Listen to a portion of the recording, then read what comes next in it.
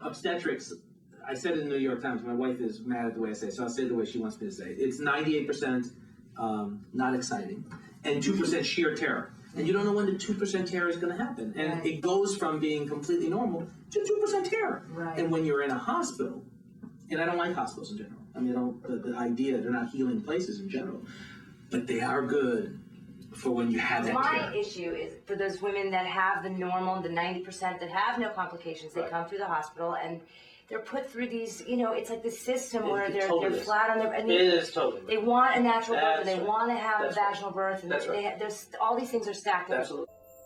We're south of Denver in a community called Littleton.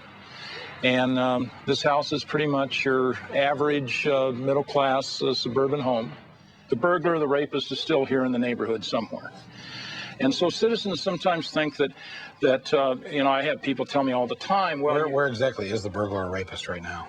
People don't have the information. When you look at obstetrics in general, there's been a series of very intense interventions that physicians have been doing day in and day out to millions of women, and there's not a medically justified reason for doing those things. Even common sense. I mean, the idea of lying down with your legs up being the most comfortable or logical position to give birth, people don't have out of the. But you see, there's not a good history in obstetric practice of careful study of the long-term effects of all these interventions. This is why, if you really want a humanized birth, the best thing to do is to get the hell out of the. But you.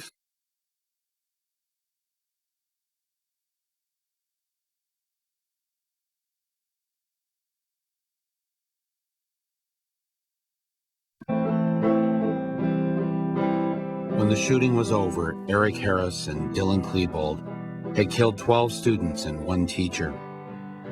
Dozens of others were wounded by the over 900 rounds of ammo that were fired.